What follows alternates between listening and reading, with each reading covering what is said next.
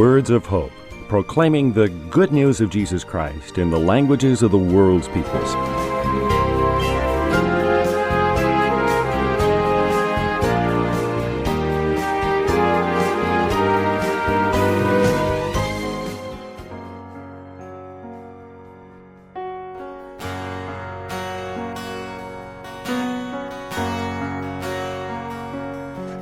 Abicito itukulo terudubo monura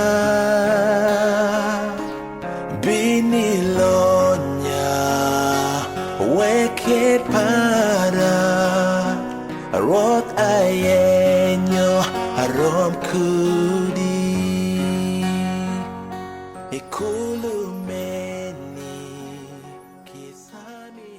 But Jesus was born. And on Christmas, we remember he was born in Bethlehem in a manger. He was born in a very unbecoming place for a king and the creator of the universe. He was born all the same. He grew up, just like any of us would. Perhaps let me explain, why would God want to become us? The reason God wanted to become us is so that God can reveal himself in a way we can understand. When I speak to you in Alur, those of you who are Alur people, you understand me clearly. I'm speaking in English. Many Alur people who don't understand English may never understand the message except they hear the voice of Bishop Orombi speaking.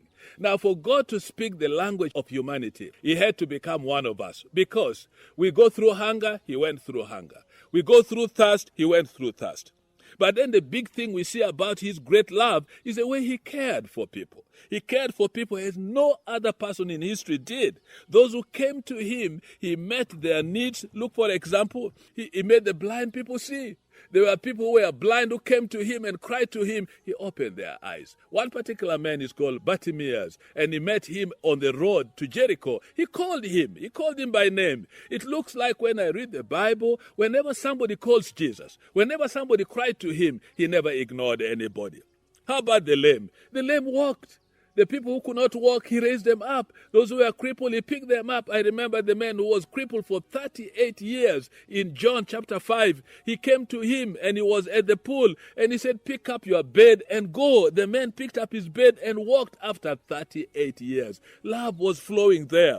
Those who were deaf, their ears were open.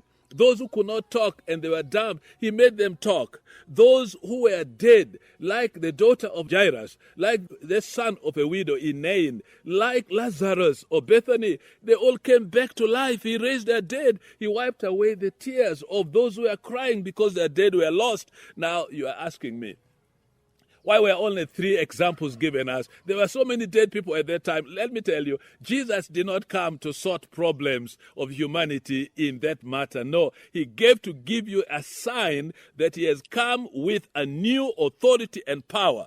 He also did not allow demons to rule in people.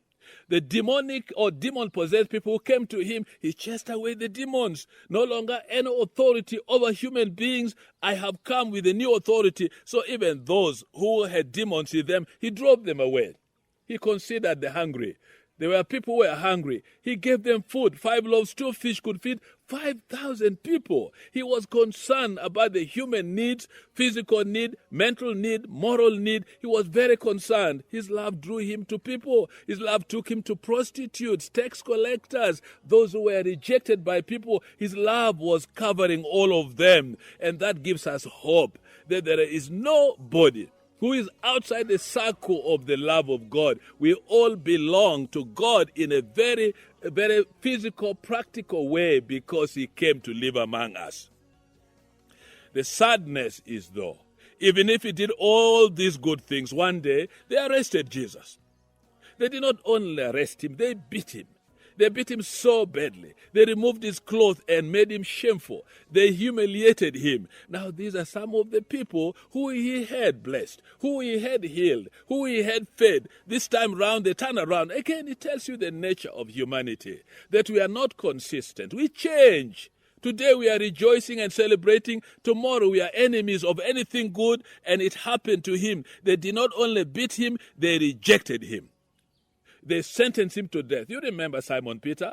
Simon Peter was challenged 3 times in the court of the high priest. He said he did not know Jesus. Simon, you could not know Jesus. How do you come to that point? He called you when you were a fisherman. You walked with him for 3 years. You saw the miracles he did. You were the one who was one of the 12 disciples who fed other people who were hungry. Now you don't know him?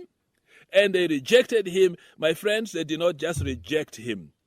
They sentenced him to death because of jealousy. The Jewish leaders were so jealous about the way he drew people to himself. Now, how did he draw people to himself? Because he loved them. Love is a magnet that pulls people to you. And by the way, if you really want people to come to you, love them. They will come. Old people, young people will come. Jesus' enemies still followed him. They went to look for him wherever he was. They killed him. Now, the killing was sad. Why? Because they crucified him on the cross. Friends, the cross was meant for criminals, robbers, thieves, murderers. And yet he committed no sin. He never stole anything. He didn't kill anybody. Instead, he raised the dead. People were dead. He did everything good. But they sentenced him on the cross, a shameful public execution, which is painful. People die slowly, and they die surely. You remember that there was a guy who was acquitted, and his name was Barabbas, a trouble causer and a trouble causer indeed.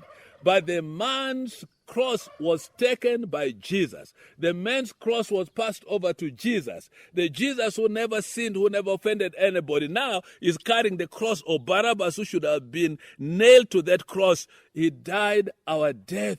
We should have been the ones who would die because we are sinners.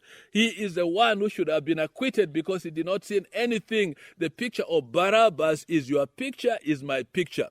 Because the Bible tells us that the wages of sin is death, that the soul that sins must die. Now, he did not sin, he did not commit an offense, he did not defraud anybody, but yet he took himself up on that cross because they forced him, and they forced him falsely. But then the sad story, which again is a good story, is this, where he was crucified. On his left was a thief.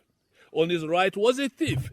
He was identifying with the sinfulness of humanity. He wanted to show to humanity, I am part of what you're going through. I am part of what you're struggling with. He had to identify with us. Now, let me go back again. If he wasn't born, how would he be crucified? How would he take our place? How would he be a sacrifice for us? He had to be born and grow up like us. He had to die a death that you and I would die to make God pleased that sin has to be dealt with. Now, before he died, my dear friends, the word he spoke is going to mean something to you. He said these words. He said, it is finished. It is finished. What is finished? The curse which came on humanity because of sin is over. Because now he's hanging on a tree. The Bible says whoever hangs on a tree is cursed. So he took your curse. He took my curse. So that curse is over. It is finished. What else? The wrath, the anger of God is appeased because God is angry with disobedience. Just like you as a father or a mother, you are angry when your own children disobey. You discipline them. Now, the wrath of God is such a heavy thing that God now is saying to himself, now that my son has paid the penalty, now that my son has died on their behalf, I will let them go. I will release them. And that's why when the son sets you free, you will be free indeed. The wrath of God was appeased. And then the power of sin is destroyed. Sin after Adam became part of our inheritance, became part of our DNA. Whoever is born of a mother, whoever is born of a father, and we are all born of parents anyway, we are born sinners. That's why David in Psalms 51:5, he said, in sin did my mother conceive me. I was conceived in sin. I was born a sinner. How did that happen? Because the mother and the father are sinners, and they pass sinful nature to their babies. That's why there are no angels who are babies, and there are no babies who are angels. No, we're all sinners right from conception. We got it from our parents, who got it from their parents, and it goes back to Adam and Eve, where sin became part of us. And there is no way, my friends, that you can get yourself out of sin, which is in you, because Location does not take away sin. Sin is in you. You go to London, you go with sin. You go to Dubai, you go with sin. You go to Tokyo in Japan, you go with sin. It is in your system. It is in your blood. That power of that sin was destroyed. He said, it is finished. They are no longer going to be slaves of sin. No. They are no longer going to be slaves of fear. No. They are going to be free people. They are going to be the children of God. They are going to be acquitted because now sin is totally taken away. But then finally, the biggest defeat was for Satan.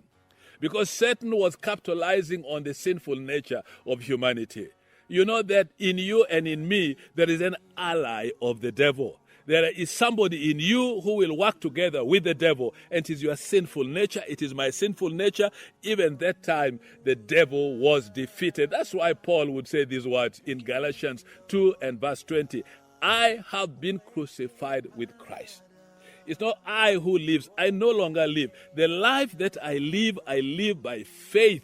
Meaning when he died, I also died there. When he was crucified, even my nature, my sinful nature was crucified there. So that death was not just his own, it's also my death. The devil was defeated. The ally of the devil in me and in you has been destroyed. That is why the day he died, today we remember, is Good Friday. Not that it is good because blood was shed. No, it is good for you. It wasn't good for him and his disciples because that was a day when it was dark. They ran away, they hid away, they were frightened. But for you now, you know what has happened. It was done for your sake. The devil was defeated, the power of sin was destroyed, the wrath of God was appeased, and the curse was over. Hallelujah. That's when we rejoice that our victory has come because of the love of God in Jesus. Brought to you by Words of Hope, Bishop Henry Luke Orombi, a retired Archbishop of the Church of Uganda.